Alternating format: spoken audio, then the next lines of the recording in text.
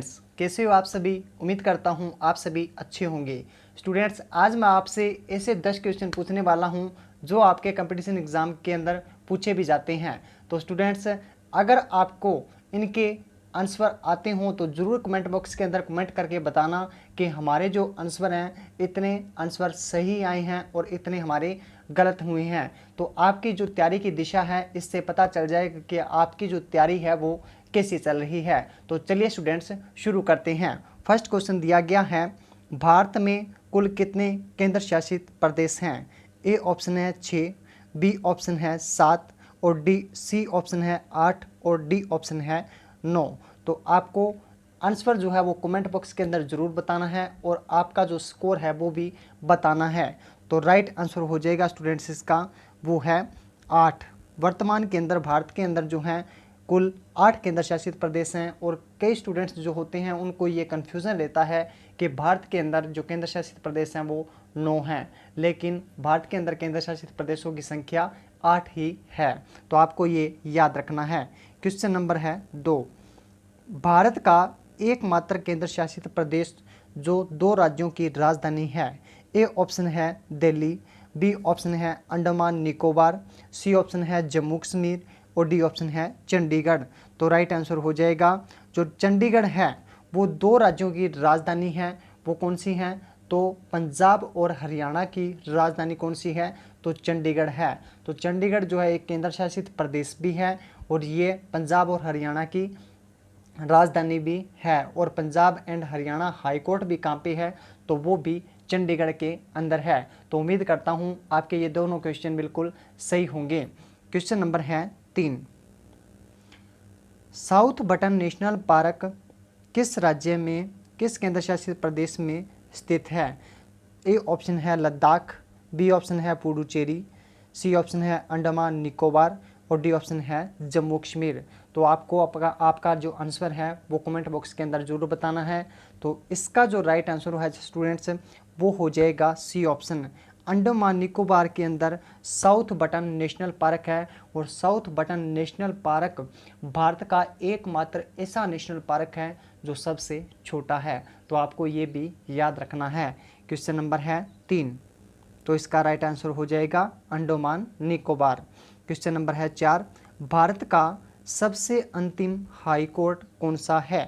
ए option है Punjab and Haryana high court, B option है Delhi high court, C option है Hyderabad high court, D option है Amaravati high court. तो आपको जो आपका आंसर है वो कमेंट बॉक्स के अंदर ज़रूर बताना है। मैं बार बार आपसे रिक्वेस्ट कर रहा हूँ और आपको अपना स्कोर है जो है वो भी कमेंट बॉक्स के अंदर ज़रूर बताना है, क्योंकि इससे स्टूडेंट्स आपकी जो तैयारी की दिशा है वो आपको मार्गदर्शन कर दिखाएगी कि आपकी जो तैयारी है वो कैसी चल रही है। तो ए ऑप्शन है Punjab and Haryana high court, B option है Delhi high court, C option है हैदराबाद हाई कोर्ट और डी ऑप्शन है अमरावती हाई कोर्ट। तो इसका राइट आंसर मैं आपको बता देता हूँ। अमरावती हाई कोर्ट जो है वो भारत का सबसे अंतिम हाई कोर्ट है।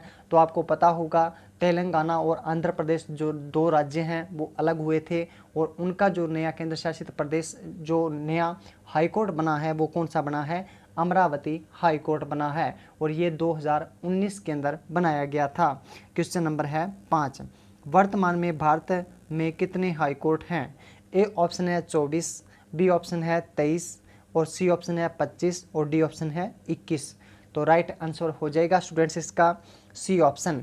25 हाई कोर्ट वर्तमान के अंदर भारत में स्थित है और 25वां जो हाई कोर्ट है वो कौन सा है? तो मैंने आपको बताया है अमरावती हाई कोर्ट जो है वो 25वां हाई कोर्ट है भारत का। पहले भारत के अंदर 24 हाई कोर्ट थे और वर्तमान के अंदर 25 हाई कोर्ट हैं। तो ये भी आपको याद रखना है। एकमात्र केंद्र शासित प्रदेश जिसका अपना हाई कोर्ट है तो वो है Delhi high court. Question number है 6, भारत के पहले जल मंत्री कौन हैं। ए ऑप्शन है रमेश पोखरियाल, बी ऑप्शन है गजेंद्र सिंह शेखावत, सी ऑप्शन है अजीत डोभाल और डी ऑप्शन है राजनाथ सिंह। तो राइट आंसर हो जाएगा बी ऑप्शन। गजेंद्र सिंह शेखावत जो हैं वो भारत के पहले जल मंत्री हैं। तो ये आपको याद रखना है। वर्तमान में भारत के जल मंत्री कौन हैं? तो गजेंद्र सिंह शेखावत ही हैं, क्योंकि जल मंत्री जो हैं वो वर्तमान के अंदर बनाए गए हैं, तो इसलिए जल मंत्री का जो विभाग है वर्तमान में बनाया गया है, तो इसलिए पहले जो जल मंत्री हैं भारत के वो गजेंद्र सिंह शेखावत ही हैं। और ये क्वेश्चन एग्जाम के अंदर बहुत बार पूछा जा चुका है, तो आपको ये याद रखना है। उम्मीद करता हूँ स्टूडेंट्स ये 6 क्वेश्चन आपके बिल्कुल सही होंगे। क्वेश्चन नंबर है 7, पीवी सिंधु का संबंध किस खेल से है?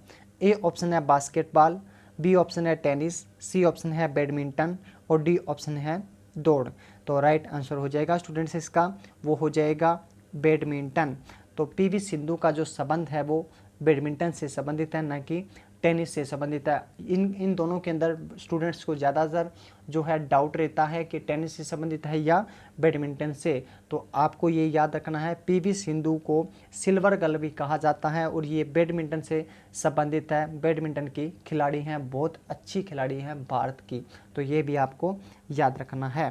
क्वेश्चन नंबर है 8, प्लेइंग इट माई वे पुस्तक किसके द्वारा लिखी गई है? ए ऑप्शन है महेंद्र सिंह धोनी, बी ऑप्शन है सचिन तेंदुलकर, सी ऑप्शन है सौरभ गांगुली, डी ऑप्शन है वीवीएस लक्ष्मण। तो राइट आंसर हो जाएगा स्टूडेंट्स इसका सचिन तेंदुलकर की लिखी गई पुस्तक प्लेइंग इट माई वे, ये पुस्तक सचिन तेंदुलकर की है। और ये क्वेश्चन बहुत बार एग्जाम के अंदर पूछा जा चुका है, एनटीपीसी के अंदर भी पूछा जा चुका है और आगे भी क्वेश्चन रिपीट होगा, क्योंकि सचिन तेंदुलकर को क्रिकेट का भगवान माना जाता है, इसलिए ये जो पुस्तक है ये इम्पोर्टेंट हो जाती है। तो उम्मीद करता हूँ स्टूडेंट्स ये 8 क्वेश्चन आपके बिल्कुल राइट होंगे। क्वेश्चन नंबर है 9, भारत रत्न पाने वाले पहले विदेशी व्यक्ति कौन थे? ए ऑप्शन है मोहम्मद अली, बी ऑप्शन है खान अब्दुल गफ्फार खान और सी ऑप्शन है इंदिरा गांधी, डी ऑप्शन है इनमें से कोई नहीं। तो राइट आंसर हो जाएगा, मैं आपको बता देता हूँ, बी ऑप्शन खान अब्दुल गफ्फार खान जो हैं वो भारत रत्न पाने वाले पहले विदेशी व्यक्ति थे। क्वेश्चन नंबर है 10, सीमा सड़क संगठन की स्थापना कब की गई थी? ए ऑप्शन है 1960, बी ऑप्शन है 1958, सी ऑप्शन है 1956 और डी ऑप्शन है 1959। तो राइट आंसर हो जाएगा स्टूडेंट्स इसका वो हो जाएगा ए ऑप्शन। सीमा सड़क संगठन BRO की स्थापना 1960 के अंदर की गई थी। और सीमा सड़क संगठन जो है ये किस मंत्रालय के अधीन आता है? तो ये रक्षा मंत्रालय के अधीन आता है, तो ये भी आपको याद रखना है। सड़क परिवहन मंत्री के नीचे नहीं आता ये डिपार्टमेंट जो है ये रक्षा मंत्रालय के अधीन आता है, ये भी आपको याद रखना है। और वर्तमान के अंदर भारत के रक्षा मंत्री कौन हैं? तो राजनाथ सिंह जी हैं। तो उम्मीद करता हूँ स्टूडेंट्स ये 10 क्वेश्चन आपके बिल्कुल सही होंगे और सही आपने आंसर भी दिए होंगे। अगर आपके इनके जो सभी क्वेश्चन हैं वो सभी सही हुए हों तो आपको कमेंट बॉक्स के अंदर अपना स्कोर ज़रूर बताना है। और अगर आपने अभी तक ये चैनल सब्सक्राइब नहीं किया है तो सब्सक्राइब भी ज़रूर कर लेना, क्योंकि आपको हर दिन 10 क्वेश्चन ऐसे ही प्रैक्टिस के तौर पर मिलेंगे। Thanks for watching.